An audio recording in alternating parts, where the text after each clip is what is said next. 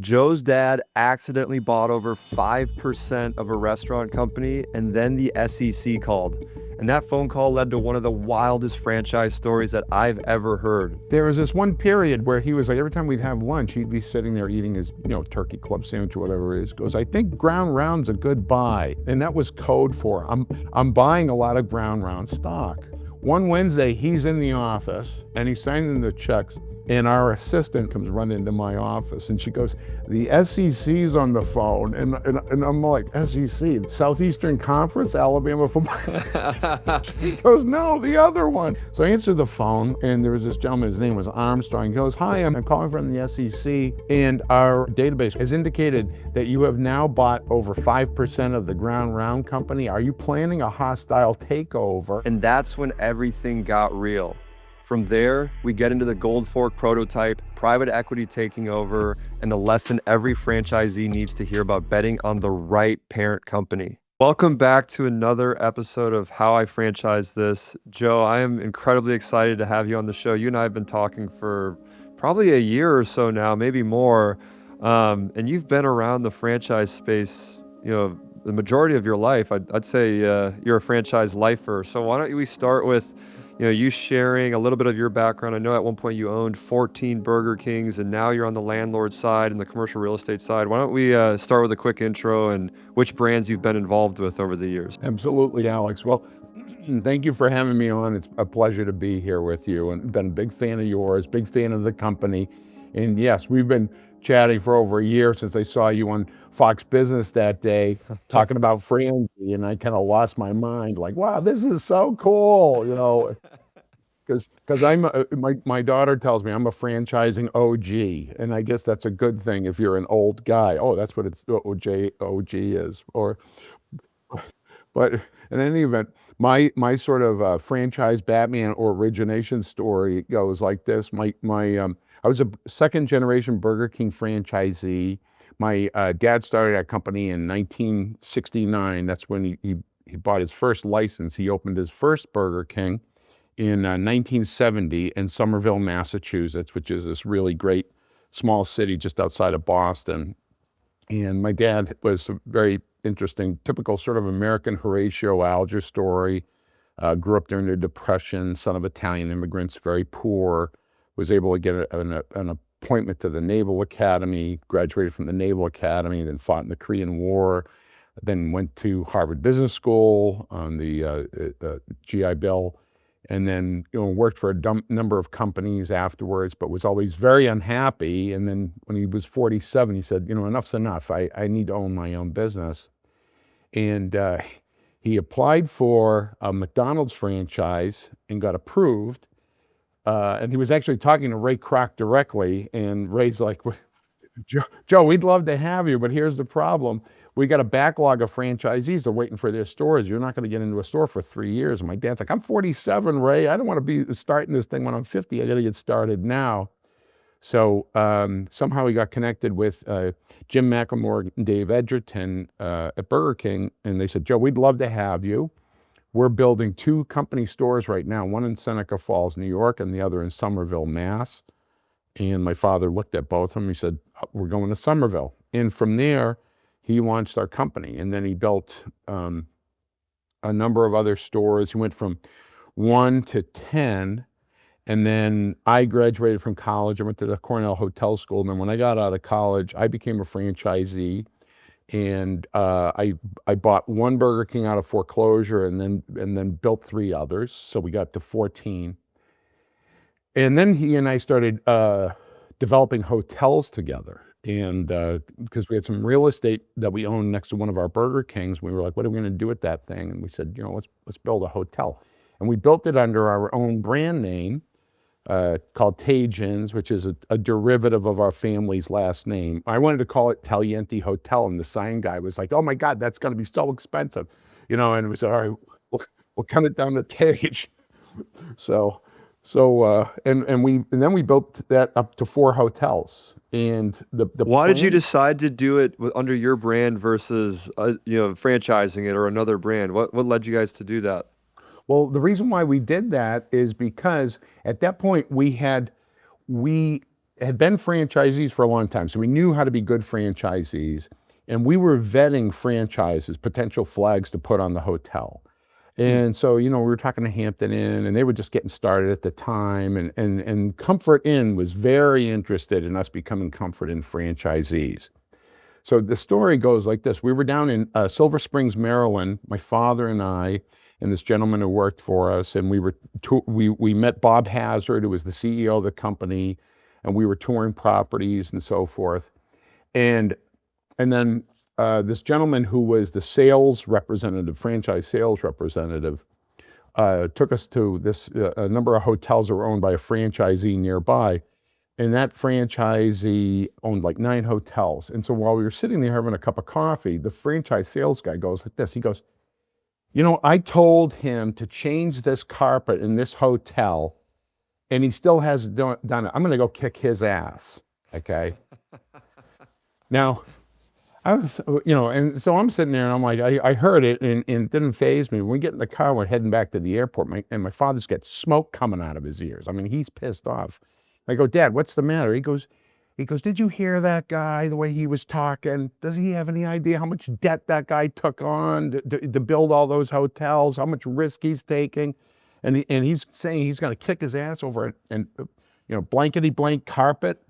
And we decided probably in that cab ride going back to Dulles that's when we were going to do our own flag. And the reason why we did that is, Alex, we said to ourselves, let's do this, okay? And in the event it doesn't work out, we can always go buy a flag and do a conversion afterwards. That'll be the backup plan. But let's try doing it on our own. And so, the idea was let's do it on our own. If it's successful, we'll continue to grow. And the master plan was to build our own hotel franchise, which is what I always wanted to do. We opened our first hotel, our first Tage Inn in Milford, June 12th, 1989. And that year was a spectacular year for me. May 28th, 1989, I graduated from Cornell. June 12th, we opened the hotel, and then June 24th, I got married to my amazing wife, Romy. So in 28 days, I had 3 huge life milestones happen. Why wait, right? Why wait? Let's go do it. So, but the hotel, the first month it was, I came back from my honeymoon, and we were in Italy for our honeymoon. So I come back, and back then they didn't have the internet and FaceTime and all that stuff. It's, you call a long distance.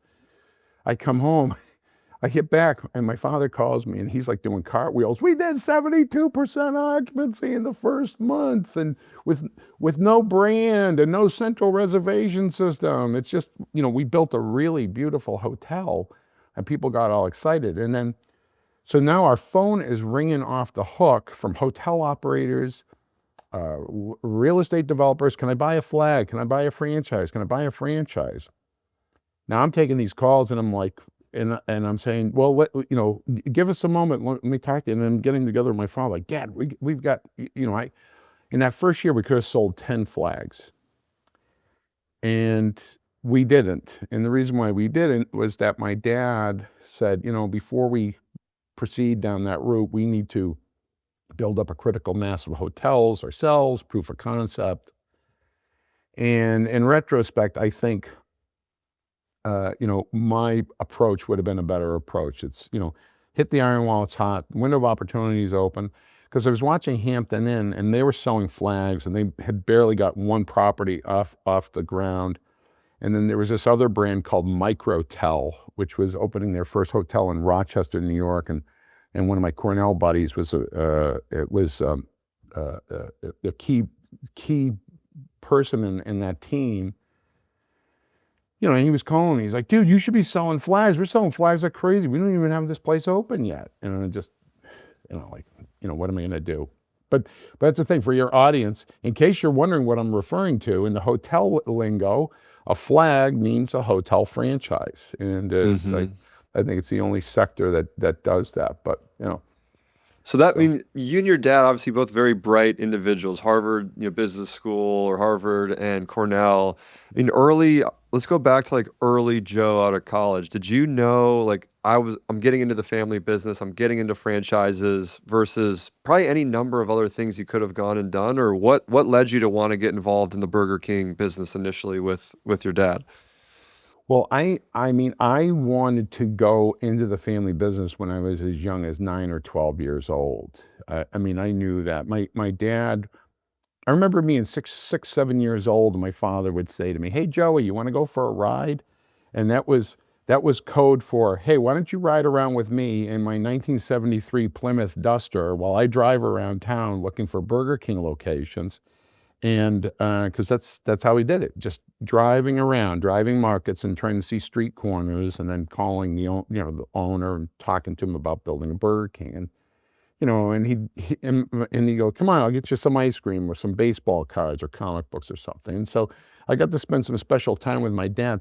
But while I was spending that time with him, I got an opportunity to watch him as he was forging his future and he was building his business. And I had other friends, and I even at 7 and 8 years old, I could tell the difference. Like I had one friend, his father was an accountant for a large manufacturing company. Another friend, his father was an auto mechanic, and another kid, the father ran a shoe manufacturing a factory or something. And so there's my father, and he's running his business. And one thing I noticed is my dad was home a lot, and he was home a lot because he had a home office. When he only had 2 or 3 Burger Kings, he had a home office, and he would do a lot of the accounting for the two or three Burger Kings himself. And then when he went out to go check out the operation in the restaurants, or to go visit sites, then he would go visit. But I knew then that I wanted to be in his business. And then when I got into high school, I was constantly working in the Burger Kings, learning the business. And so, when I got to be in high school, I was a pretty good football player, and I was getting recruited by, Cornell, Penn, and a bunch of other schools. I got a full scholarship offer to Villanova, and Yale was very interested in having me go there and play. But I said, I want to go to Cornell, I either wanted to go to Cornell and study hotel administration, or I wanted to go to Penn and go to Wharton, and ended up getting into Cornell, and that's where I ended up going. So And so you knew, I mean, I've realized I've interviewed a number of people, and a lot of the entrepreneurial success that I've seen is at some point early in their career, they were exposed to entrepreneurship, whether it was through a family member, a mentor, a college course. For me, somewhat my dad, but also this college, laundry business experience that I had. And it sounds like you had the same thing. You saw this thing that a lot of people don't get the opportunity to see, which is there's another path outside of going to corporate America or going to be a lawyer or professional service, X, Y, and Z. And so you get that experience, you're in the business. I mean, is there anything that you learned way back then about business or franchising that you still, that you think still shapes who you are and who you think, or I guess how you think today? well, I think there's a lot of things that I saw my dad work through, and then I worked through with him, that we'll say were seeds and ideas, or seeds of ideas, and that over the years have germinated into bigger thoughts, and certainly sort of cultural thoughts, and beliefs. And some of those are, particularly with franchising and multi-unit management, is that the most critical element of the business is the people that work for you, that are running the business for you, and that's everything. I mean, it's really the whole thing. And if you don't spend a lot of time investing in the development of people, the training of people, the enhancement of culture, then you're not going to have a business. You just aren't. I mean, I know there are a lot of people who like to look at franchising like at a sort of 50,000 foot level, at the enterprise level. I own 100 Kentucky Fried Chickens. I own 100, Meineke muffler shops, whatever it might be. And they look at it like one big thing, but it's not that. That's not what it is. What it is, if you own 50 Dunkin' Donuts, what you own is 50 small businesses that all sell coffee and donuts. And each one of them has their own nuances, their own market challenges, their own issues, and each one of them has to be meticulously managed in a case-by-case sort of situation. And what you hope you can do is build systems that will help you across all 50. But what you also hope is that you can build a culture, because a culture communicates to the people. This is what we're about. This is what we do. This is what we strive for with success. And so, I think that's probably the most critical thing that I learned from my father, is the importance of working on people, developing people. That's what my father used to always say: you got to develop people, you got to develop talent. And it took him a while to get there. I mean, he struggled. He had some really difficult years where, he hired some people and they weren't great, or he promoted the wrong guy, or he just had, just didn't have the right talent surrounded. And, it's trial and error sometimes, but that's a big thing. Yeah, something you said I really believe in as well, and that's this idea of, some of these guys own 100 units. It's a $500 million a year in revenue business. But to your point, it's still this conglomeration of a bunch of small businesses. And I think people don't, fully appreciate or understand both the benefits of that, but also the complexities of that come with, there's a lot of moving parts and food costs and labor and, competitors popping up that affect, some of your stores, but not all. And there's just a lot of moving data and dynamics, which kind of ties to a question I wanted to ask you about. So like you get into Burger King's, a family business, but then you start doing hotels. I mean, these are two, I think very different businesses. What was that like, and how did you guys handle running operations across two, I'd say, again, very different industries? Well, people think that they're different, and they are different, but they're very complementary with each other. Okay, because if you're traveling and you go check into a hotel and you stay there, probably the first question you ask is, "Hey, where is someplace I can go have a drink or get dinner or grab breakfast in the morning?" So this is where I'm going to sleep, but this is where I'm going to get fed. And so, the type of hotels that we were developing, our brand, Tagliente's, was more akin to, say, a Hampton Inn, Courtyard. That was sort of like our peer group. And so this is so we built properties that had really beautiful, comfortable rooms, but didn't have what you would call a lot of food and beverage on site. And so, that was part of our strategy, is to have sites where we could build one of our, build a Burger King's or another restaurant concept and have it go with one of our hotels. And, early on we said, when we built our first hotel next to one of our Burger King's, our Burger King in Milford, Mass., people ask us, "Oh, we're going to get something to eat." Well, we have the Burger King next door, and people go, "Well, is there someplace a little nicer where you can sit down and have a glass of wine?" And I'm like, "Okay." And then we'd refer them to other restaurants. And so my dad and I, early on, we said, Burger King is nice, but we got to find something else that complements our hotels, because we had a number of sites we wanted to develop. So, I tried to buy the rights to Outback Steakhouse. They were gone. TGI Fridays, they were gone. And then, we looked at Chili's, they were gone. So all of these concepts, we couldn't, the territorial rights were sold. But here's where the story gets really interesting. So my father was good at building Burger Kings, but he was an amazing stock market analyst and stock picker. And had he not gone into Burger King, he probably would have been an incredibly successful hedge fund guy.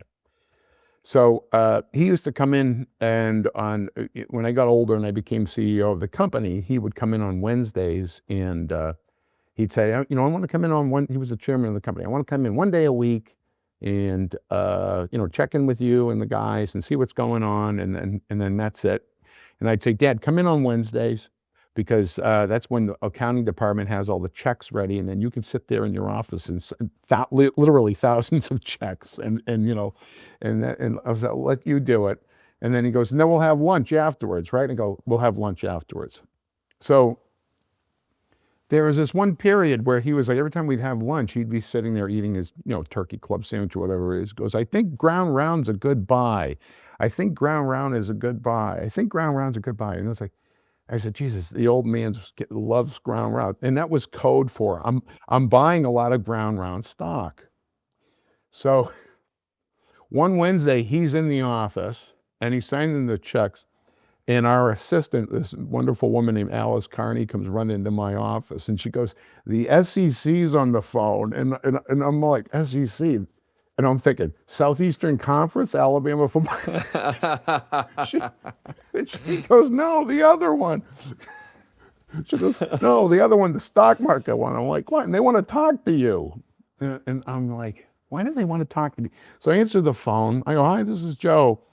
And there was this gentleman, his name was Armstrong. He goes, hi, I'm such and such Armstrong, and I'm calling from the SEC.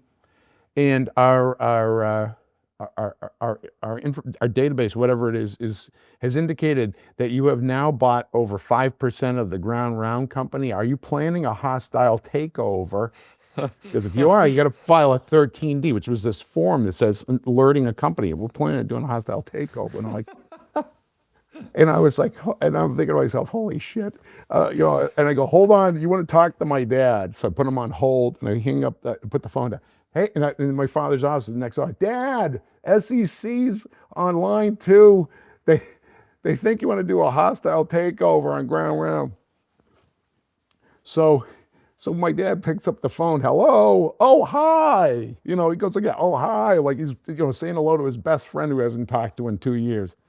And he goes on and on and on and on. And so I can hear he hangs up the phone. I get up, I walk into his office. I'm standing in his doorway, and I go, Dad, what the fuck? And he goes, well, I guess we bought. He accidentally bought over 5% of ground round. And he didn't even know it, because what he was doing, Alex, he was like, he had an account for me, he was buying it, and then he had his account, my mom, he had, one for my kids, even had an account for my wife. So he's buying it here, but he was the name of the fiduciary, so they traced it all back to him. And I was like, how did you not know? And he's like, well, I put in all the accounts. I guess we bought more than 5%. So, I mean, it's nuts, right? So the following morning, we get a call from this gentleman from ground round. And he said, we just heard of, the SEC called us and told us about you guys, but we researched you guys and we found out that you guys are local and you're great operators, because their headquarters were in Braintree, Massachusetts. Ours was in Andover, Massachusetts, about an hour apart. And Dan Scoggin would love to meet you. And so Dan, and my father, and they called my father, then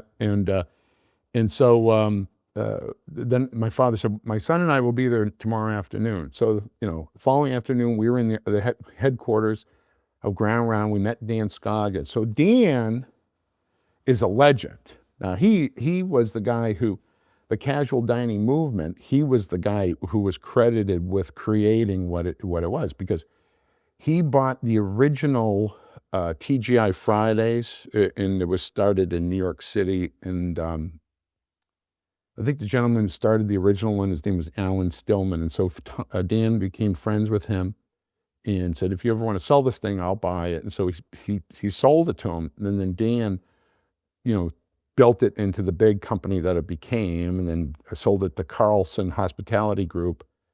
Took his money, bought an 80-foot sailboat, and sailed around the world for 5 years. So that's what he wanted to do, and that's what it did. So then he came back from the sailing trip, and Brown Round was in tough shape, and he was on their board. They put him on his board after one board meeting. The board voted to fire the CEO and make Dan CEO. So Dan was now the CEO of the company, and he's orchestrating a turnaround. And so he met us and he brings us into this conference room, and they're all very nice to us, and they had a very impressive team of people. And and my father was buying the ground round because he thought it was good, well priced, but he was like, they just hired this rock star CEO. How can you not go in the right direction here? So we meet with Dan, and he's telling us, he says, I have a master plan to turn the company around. We have a brand new menu with great food, but we got to re-image the brand, because ground round, when people think ground round, they think of hamburgers, peanut shells on the ground, beer, and all they think about is hamburger. I mean, that's the name in the restaurant, ground round. We need to rename this thing. And so the new brand name that he had come out was called Gold Fork. And he said, what we need is somebody to build our prototype for us, and then we can show that it works. And then once it works, we'll be able to convince the franchisees to, do a conversion, and then also build additional restaurants all under the brand name Gold Fork. So my father goes like this. As soon as Dan says that, my father goes like this. He goes, my son Joey is going to build you your prototype on our property that we just bought in Franklin, Massachusetts. And I go, I am. And he goes, I said, I am. And he goes, yes, you are. And so, I was on the hook. So now we get in the car, and we're going back home. And I said, Dad, seriously, you want me to build? I mean, what's the plan here? And my father had this brilliant plan. He said, listen, he goes, it's a publicly traded company. We own 5% of the company. We're going to buy more. And Dan had said to us, he says, if you do this, I'm going to put both you guys on my board. I could use more friends on the board. So we're going to have 2 board seats. We own 5% of the company. And then you're going to build this first one, and it's going to be a home run, and then you can get the territorial rights to build out the rest of New England, and maybe even go as far down as Pennsylvania. And my father asked me, he says, how many of those do you think you can build? I said, I can do at least 50. He goes, well, then we get a twofer. And I said, how do you mean? He goes, you're building these restaurants, they're paying, so we're getting the cash flow from the operation of the restaurants. He goes, but you're paying royalties to a company that we own 5% of, that's publicly traded, and that will drive the value and the price of the stock up. So we're going to create value from our operations, and then we were going to always own our own real estate. We're going to create value in our real estate, and then we're going to create value in our stock holdings. And I was like, wow, that is brilliant. And it would have been great, and we were going down that road. We got the first one built and opened in 1998. And it was crushing. I mean, we were doing $80,000 a week in sales, which at the time was just off the chain. And, and I was starting to hunt down other locations. And then what happened was this private equity group called Boston Ventures, they bought the company. They tendered all the outstanding shares. And, there was kind of a big back and forth. It even made it to the Wall Street Journal. And then they called us, and they said, there was this hedge fund fellow, activist investor named Roger Lipton, and he called my father and I. He's like, I'm with you guys 100%. Let's stand and defend our territory. And then they just outgunned us. They had big money. And so, they said, listen, we're tendering all our shares, and then, we're buying the company, and we're taking it private. And one of the contingencies of the deal is that we have to let Dan go and replace it with another CEO, a fellow named Tom Russo, because Tom was the guy who orchestrated the deal. And that was disheartening, because Dan was a friend. Dan was amazing. I mean, he was so brilliant, and we had a lot of confidence in him, and I had a lot of confidence in his plan. And the plan was working, and so we're like, okay, this thing's gonna work. And then to be outgunned like that was it was sad. But Tom came on, and we tried to develop a relationship with him. First thing he said to us is, we're not doing any more Gold Forks. So I'm like, well, I got the only one, and so what am I going to do with this? I have an independent restaurant now that I'm paying you 6% of sales for royalties and 2% for advertising. And he says, well, we're going to continue to support you with supply chain management. And I'm like, and so, I didn't want to have anything of it. I said, let me buy the brand and let's go our separate ways. Let me buy the brand and I'll become the franchisor and I'll launch the thing myself. And he said, well, we don't want that because you're a great operator. So we want you to be one of our franchisees. So, we went back and forth, and eventually what happened is I went to him. I said, listen, you're not going to make me happy. I'm not going to make you happy. And why don't you just buy this restaurant from me? I'll keep the real estate and become your landlord. And then you can do whatever you want with it. And we'll go our separate ways. And that's what we ended up doing. And it was a shame because a few years later, they, after a lot of not great work, Boston Ventures eventually shut the whole thing down, and I'll never forget when that happened. Something like 80 ground rounds shut down all at the same day, and it was really bad. But that's a great case study in franchises imploding. And Yes, so. cautionary tale on you got to find the right brands to get involved in, and the right team and the right timing. So much of it goes into getting it right. I'm curious, going all the way back again to your guys' operating experience with with Ground Round, with Burger King, with the hotels. How did you guys start to identify? How did you use metrics, I guess, to really measure the success or the effectiveness of those businesses? Well, I think, cash on cash returns tends to always be the sort of king metric in franchising, and it was then and it is now. And the big thing is my dad was always obsessed with finding great real estate that he knew in his gut or from his analysis would produce huge sales. And he had a specific ethos on how to do business, and we followed it. And the ethos was I'd much rather have fewer Burger Kings that were doing big sales rather than have more that were doing less sales. So, we ended up selling our Burger King portfolio back to Burger King Corporation. We kept our real estate, so made Burger King our tenant in 2000. When we did that, our average unit sales was $1.6 million. The Burger King system-wide average was $1,050,000. So, Wow. we had some, and we were on par. At that time, that was McDonald's average unit volume. So 1.6 system-wide was McDonald's. Burger King was $1,050,000. We were 1.6. So we were keeping pace with McDonald's.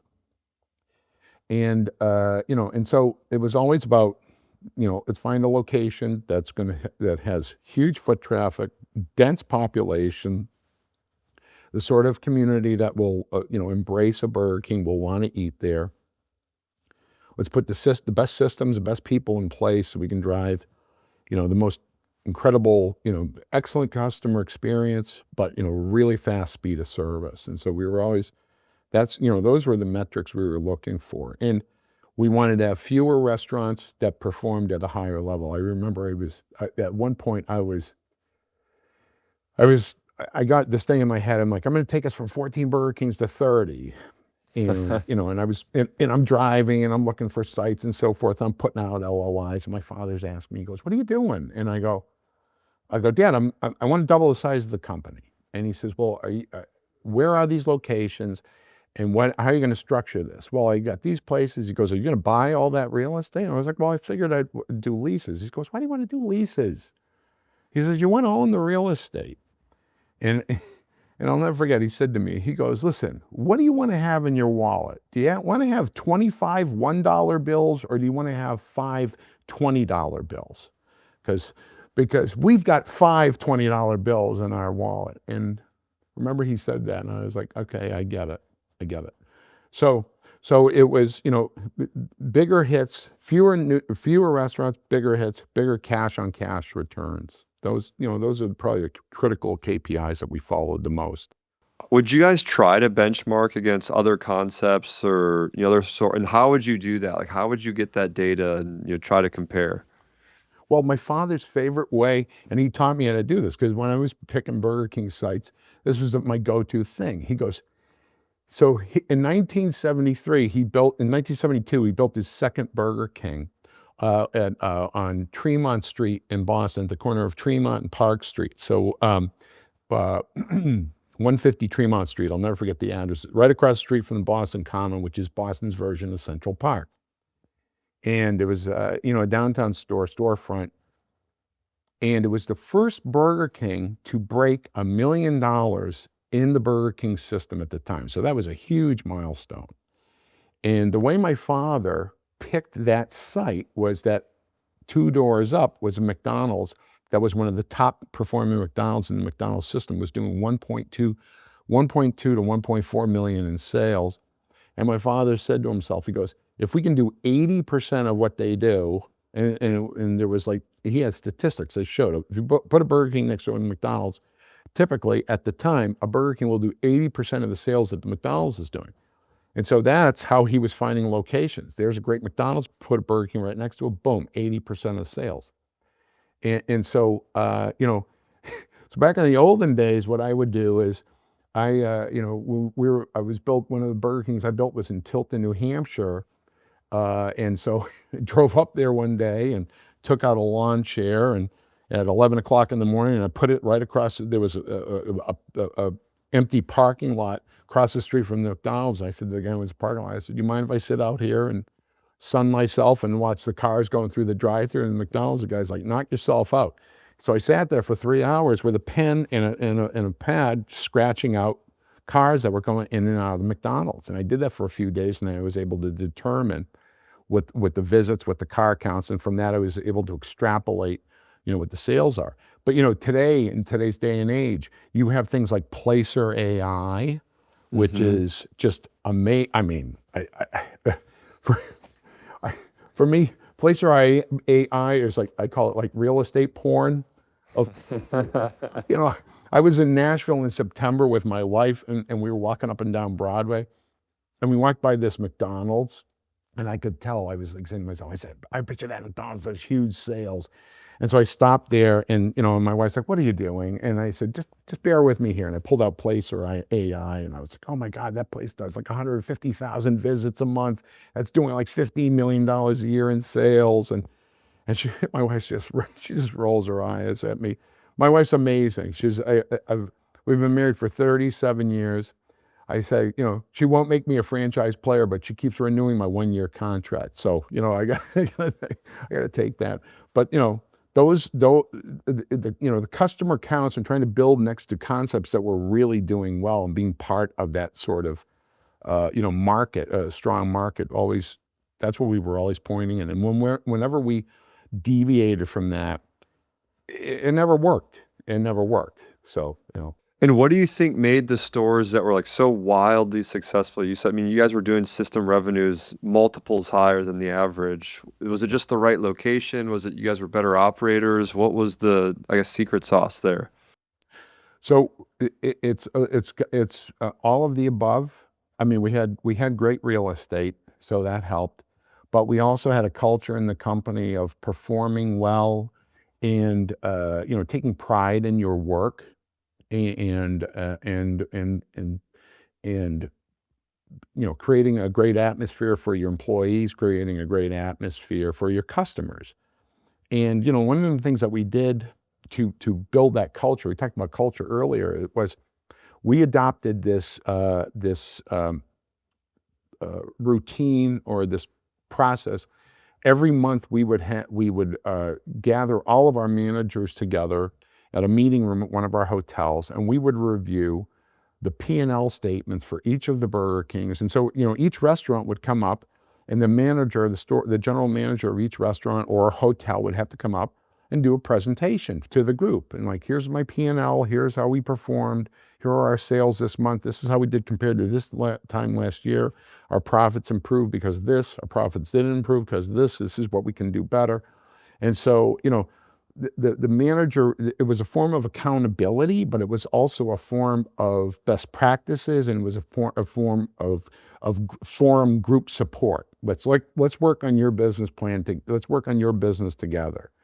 They would review mystery shops. Big believer of mystery shops, and I mean, that you're talking about really front end data of customer experience and tells you what you're doing right and what you're doing wrong. And so when you have when you have that sort of culture where, because I look at a lot of companies that are failing. Like last week, Sailorman, the Popeyes franchisee, blew up. And so, I was reading a lot of stories and so forth, and I wrote something on I wrote a piece on my newsletter. And somebody asked me on LinkedIn, Joe, what do you think happened there? And I said, well, do you think they had too much debt? I'm like, the debt is one thing. Yes, they had a lot of debt, but these little nuggets, success, my friend Dan Rowe says, success leaves clues. And I say, Dan, failure leaves clues too. And so, you read these little nuggets about they're having challenges with labor, challenges with labor, challenges with labor. And then they actually were shutting some stores down.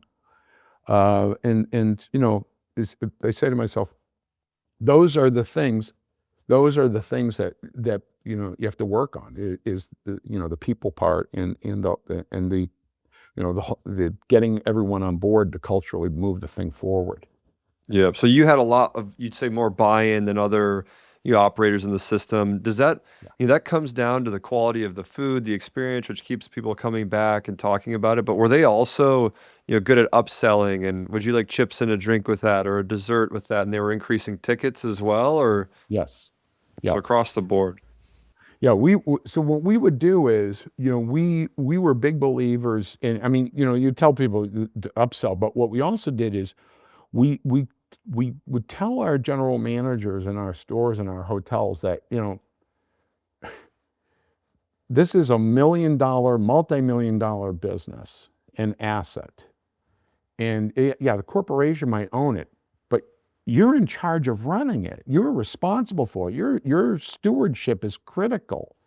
And so we want you to manage it like it's your business. And of course, we had bonuses and so forth, and tied to performance. And so they realized the more profit I make, the bigger my bonus is. And so we would often tell our managers, like, if your restaurant has a certain strength to it, flex that strength. So like we had one Burger King that had, a lot of our Burger Kings had the ball pits and the tube playgrounds. But we had one Burger King that just was crushing birthday parties. I remember I was talking to the general manager once, and she said, our wait list now is 6 months. Meaning, if you want to have a birthday party at that Burger King, you got to call 6 months out to book it.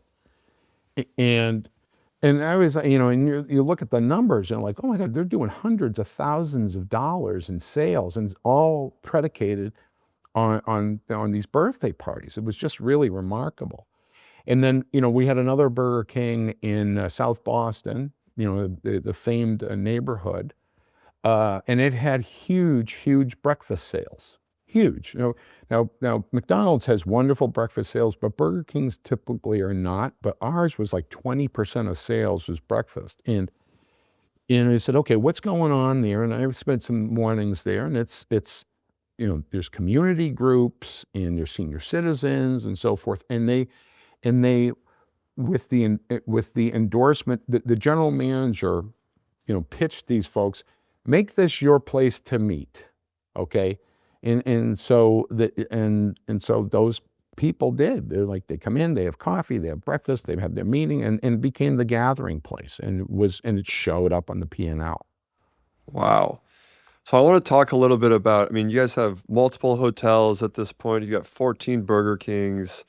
What led to you guys starting to transition out of and, to sell those Burger Kings? What was that process like? How much did you guys sell them for, if you're comfortable sharing that? All the things that went into that decision. Why did you do it? How did you do it? And what was the outcome? Well, the transition into the real estate part, we went from being this, fully vertical, multi-concept, we were a mumbo before they referred to us as that. And now I'm like, well, mumbo, I get it. That's good, and It's a multi-unit, multi-brand operator for those listening. Yes. Yeah, exactly. Thank you for the qualifier, Alex.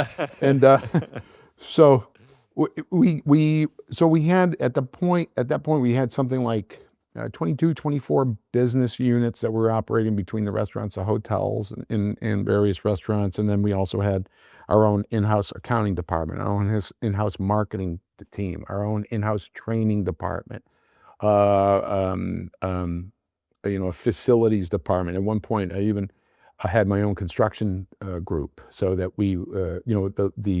the last couple of restaurants and hotels, we built them all in house. I just hired the GC full time. He was on our payroll, and he was doing the whole thing. And so we had 450 employees, and we were doing a lot of different things, and it was really all wonderful. But the family started it's a family held company. And although I wanted to grow and grow, other members of my family are like, we're worried about all this debt and so forth. And, we really liked the real estate part of our business because we owned all of the real estate under all of our businesses. And so, and that's a thing that, I know that's not a popular concept right now with this generation of new franchisees that are coming in. It's like, oh, you should just be focusing on cash flow. You don't need the real estate. But here's the thing. We loved the real estate because we said, someday Burger King may not exist, but we'll still own that real estate and we can do whatever we want with it. Okay. Maybe we'll still operate a Burger King, or maybe we'll do something completely different. That is for a lifetime. We were sitting there on a good amount of debt. My family members were like saying to me, maybe we should pivot into something that's a little bit safer with fewer moving parts. But okay. So we decided to pivot into being a family holding company that held all these real estate assets, and pivot away from being an operating company. So over the course of 5 years, I orchestrated the sale of our various assets, and I wanted to do it in a very surgical fashion because I wanted to be as seamless with the least amount of disruption to our restaurants and our hotels, because we had so many wonderful people who were working for us. I didn't want to disrupt their lives. I wanted to make sure that they transition, because I knew when they started hearing things, people always like, oh my God, a new buyer, I'm going to get fired. I don't know why that is, but in any event, people they assume they're going to get fired, and it's like, how are they going to fire you? They need somebody to run this thing, So, but I did that in such a way so that when the time came to present it, I had a complete story, and had a very smooth. Here's what's going on. We're selling the business to this company. There's some representatives here. We're going to introduce you to these people. No one's getting fired. Here's what's going to happen. Okay. So create a certain level of security there. And so I did that in a very surgical fashion. I did that with our Burger Kings. Then a few years later, I did that with our hotels, did that with our full service restaurants. And when everything was said and done, we went from 450 employees down to 5, paid off all of our debt, which was about $28 million. We sold our Burger Kings for, the number was like $21 million, but we kept all of the real estate. So, I can't even venture what a number is for the value of that, but, long-term triple net leases.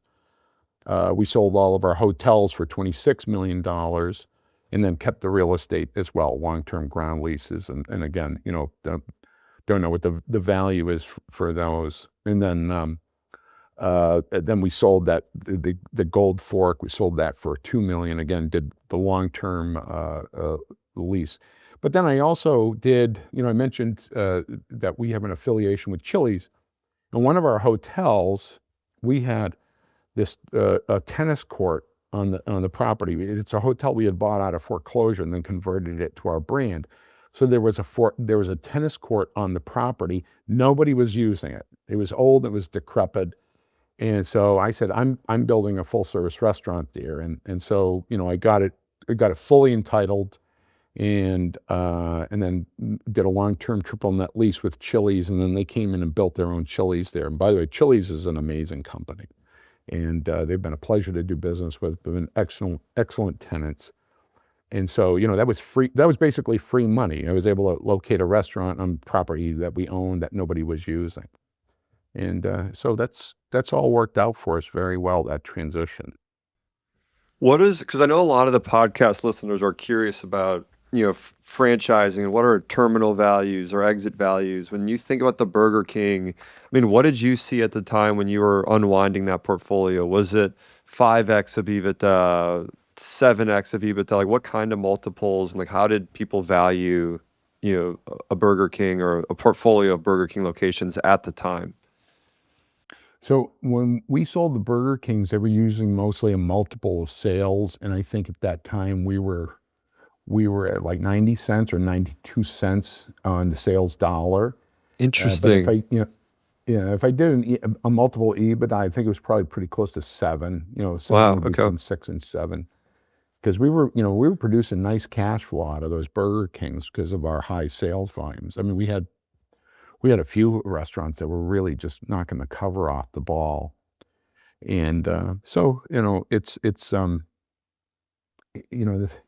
the thing is for us is we were quantifying a lot of our cash flow through our real estate because we were, paying ourselves rent.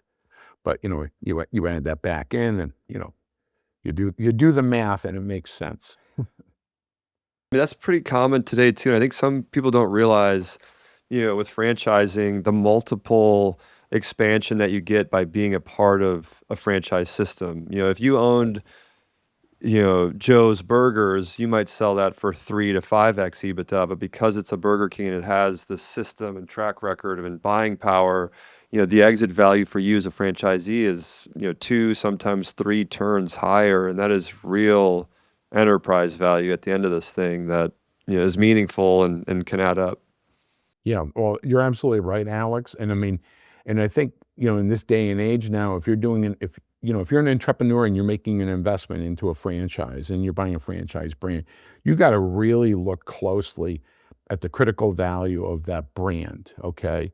I mean, I'm looking at what's going on with fat brands right now. I mean, that's a mess. And imagine being, an entrepreneur and, 3, 4 years ago, 5 years ago, you bought yourself a portfolio of fat burgers, and you're like, "Oh, this is going to be great. I'm a big fan of the product and so forth." And now, the parent company, not just the franchisor fat burger, but the company above that is in, really, it's one thing to go bankrupt and then declare Chapter 11. It's another thing to have a CEO/chairman who went to prison and is also on the verge of indictment. Okay, so if I'm sitting there now and it's like, okay, I bought these fat burgers 5 years ago for this, and now what are they worth now in the midst of this storm and all of this mess? And so, it's if you're a franchise entrepreneur, you're making an investment like that, you've got to be thinking about big picture. You could be a great operator, but you could be, buying into a sinking ship, and that would be awful. Yep. And I get your guys' thought process around, all right, real estate's forever, what if Burger King isn't? And so now you have more optionality and more control. And so I understand what motivated the decision. Was there a period of time where you thought, hey, let's own the real estate and the operating companies and kind of let it play out for a little bit because they're kicking off so much cash? Or was it, hey, we're burning the boats and we're going all in on real estate? Well, when we were diving into the hold ground round gold fork thing, that's what we were doing. That was what our mindset was at that time. It's like, wow, we're going to be the franchisor and we're going to own this company and we're going to be, pumping in our own rocket fuel to pump this thing up. And then, what we were thinking about, and that led to the thought process of other things, is that, it was certainly giving us a lot of confidence that, if we can do this with Gold Fork Ground Round, we can do this with Tage Inns, we can start to sell franchises and we can be a really great franchisor. And, and I look across the board right now at some of the brands that are struggling, and I'm saying to myself, you know, would some of those brands be better off if they were operated by, a really smart, franchisee? there was this gentleman, I don't know if you know the story about Wendy's, but something like 30 years ago, Wendy's was like, running on fumes. But they had this one franchisee, his name was James Neer, and he was just crushing it. I mean, he was doing an amazing job. He had 30 Wendy's, he was doing great sales, making a ton of money. And, they were studying what he was doing and they could not translate it to the rest of the company. And they said, "We want you to become CEO of the company." He said, "No, I don't want to do that. I'm running my 30." And so what they ended up doing is, I believe that they bought his restaurants and they paid him a lot of money. And then he became the CEO of the whole company and he turned it around. He did a great job turning it around. Um, and so to have a franchisee transition to a franchisor and to bring a sort of, different mindset. I got a friend, Joe Caruso, and I think you know Joe, and he's, very, very, he's, two Italian guys who know franchising. We have to know each other, right? So he puts out this really great newsletter, and a few weeks back he wrote this piece about Pizza Hut that he was suggesting perhaps Greg Flynn, who's the super rock star mega franchisee, would probably be a better franchisor. He was suggesting Greg should think about buying Pizza Hut and ascending to the franchisor position. And I think there's some logic there. Greg has proven to be a very smart guy who has great people around him, great systems, and and certainly understands how to do things at the unit level. So perhaps he would do that great job there.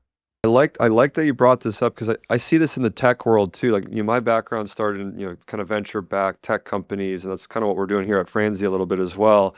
And so I study, who are the great of the greats and what made them great. And you think about some of the best tech companies in the world, the CEOs are product guys. Facebook, Zuckerberg, product guy, Snapchat, product guy, Elon Musk with Tesla and SpaceX, like he knows how to write code and, gets very involved in the actual products. And so I think the same thing is true here. It's, a lot of these restaurants, they're operationally intensive businesses. So the best CEOs of the franchisors are probably operators or probably should be operators.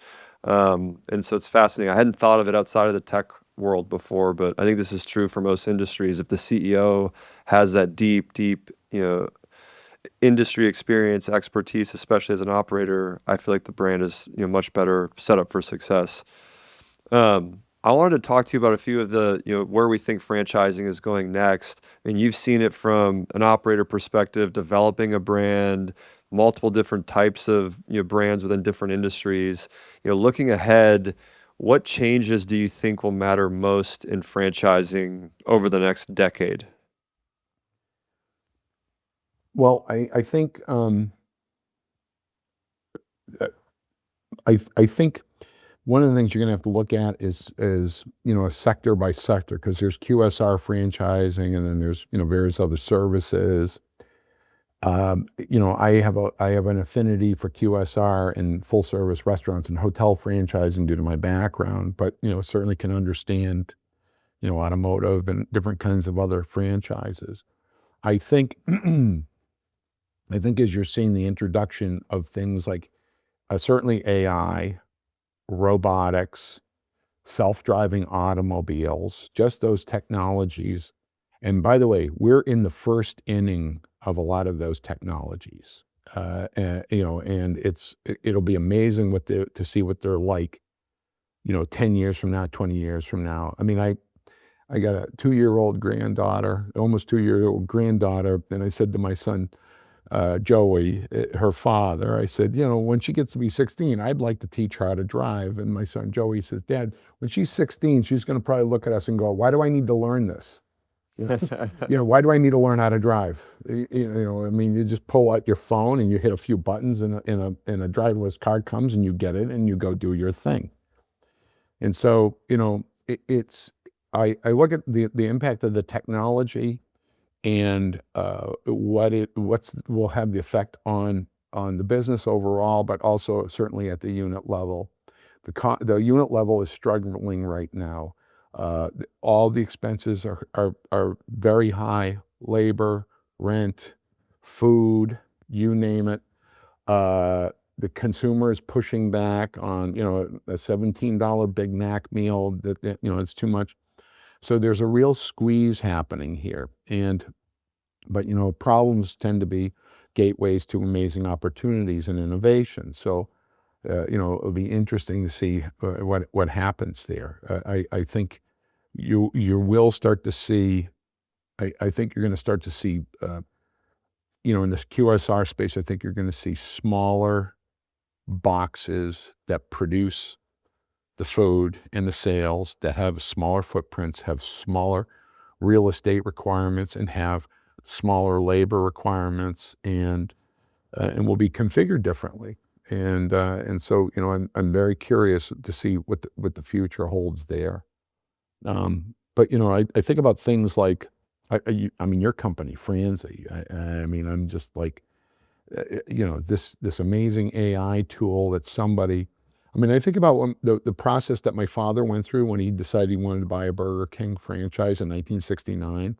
So when we were living in Hartford at the time, and every Saturday morning he would hop in his car and he would drive to Harvard Business School and spend the day in the Harvard Business School library reading, UFOCs, uniform, financial disclosure forms, because that was before FDDs.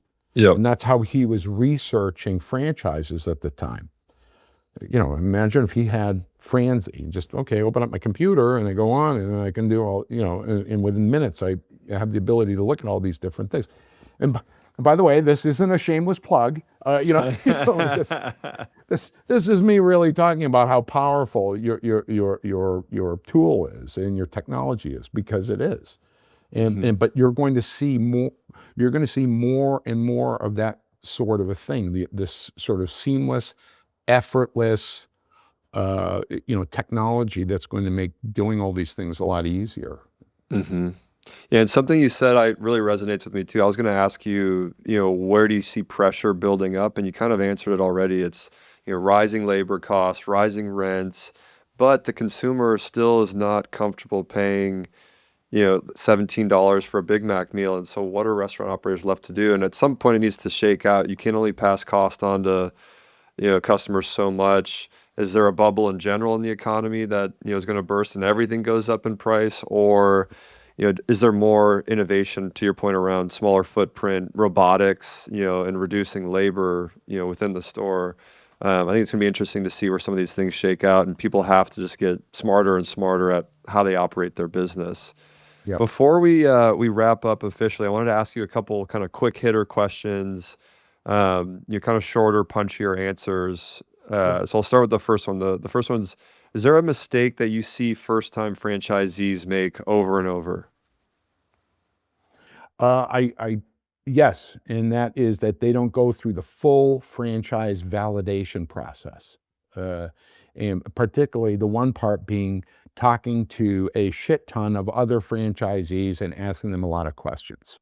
Yep. That is, I think the best advice you can get is if you're looking at franchises, talk to franchisees, talk to people that have actually done it, and not just one or two. Talk to, as many as you can to get a good sample size. I think that's great.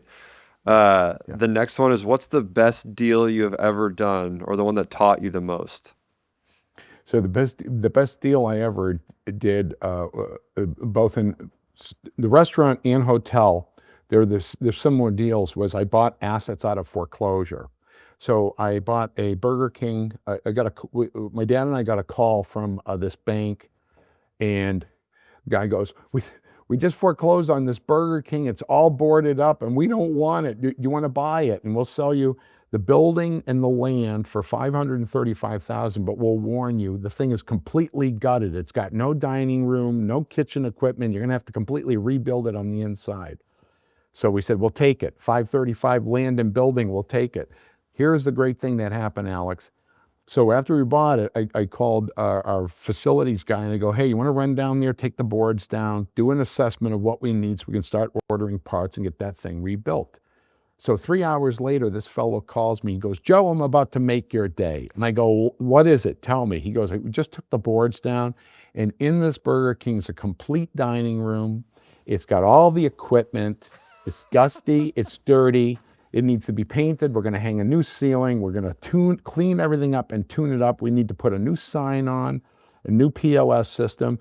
And I said, how long do you think it's going to take you to do that? He goes, give me 30 days. I said, how much money do you need? He says, I think I can do it for 30,000, but just to be safe, give me 45.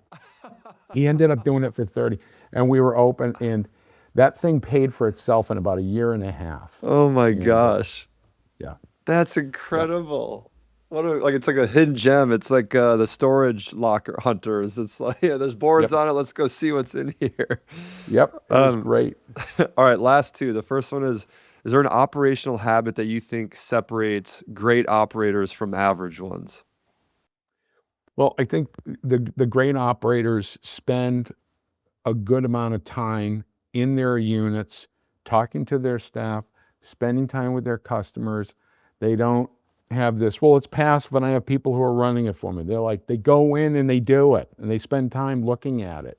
I mean, Sam Walton, I remember reading the story about Sam Walton that even when he was a multi crazy billionaire, he would always take the time to go visit his warehouses at 2 o'clock in the morning with boxes of donuts and talk to the people who were working for him and ask, what can we do to do this better? So, that's the thing that is actually getting into the business and spending time there. Yep, you got to be in the field. I remember seeing this documentary on the Costco CEO, and I think out of 365 days in the year, I want to say 300 or so were spent. He would fly to every single location constantly and just walk the floor and see how products were shown and how everything was set up and how the business was being run. I mean, I think that's fascinating and great advice. All right, Yeah. and then the last question I have for you is, if you had to buy into a franchise, this year or the next 6 months, what category would you be looking into the most? Um, I think the ones that am really liking these days are I still like QSR, but it depends on the brand. Like I think Wingstop is doing a great job. I think they got phenomenal leadership. I think some of the home services ones are doing pretty well, I think uh, I'm trying to come up with the name of one off the top of my head who is really great, but there's some that are emerging, like, I think Serve Pro is always, Yep. if you're looking for a franchise that you're going to have constant recession resistant, and, people are desperate when they call you, that's a brand that you can do very well with. Yep. But I think those are the ones. No, I agree. I think especially some of the home services where the cost to get into it is, less than $200,000, but the revenue upside is seven figures. So it's really given this big upside, but accessible, overhead to a lot of people that are exploring it. Yeah. Joe, I really appreciate you taking the time and sharing your journey from Burger King to real estate to Tajian, right? Was the hotel chain? Page in. Tajian. Yes. I mean, such an incredible, career and success path and ups and downs and the ground rounds and everything in between. If there's an area that people can follow along, you mentioned you have a newsletter. Where should we send the people listening? Is there, to LinkedIn to follow you, or can they Yes. subscribe to your newsletter? So I publish my newsletter it comes out every Friday morning on LinkedIn, and it's called the Franchise Playbook by Joe Tagliente, and you can see the name, how my name is spelt, and by all means, people can find me on LinkedIn, and always happy to connect with new people. But the newsletter seems to be getting a lot of popularity, and people like what we're talking about. I try to I try to discuss things that are important that are happening currently, but also draw from those things sort of case material that people can learn from, so they can avoid those mistakes themselves as they're operating their business. And I try to write something that a brand new entrepreneur will learn something from, but a veteran of the space will get benefit from it as well. Yep, that's amazing, Joe. Thank you so much again for joining and for being a good mentor and friend in my corner as well. I really appreciate it. Well, it is an honor to be considered a mentor by you, and I enjoy every time we get to chat, Alex, and certainly it's been a pleasure being with you here today. Great. Thanks again, Joe. Thank you.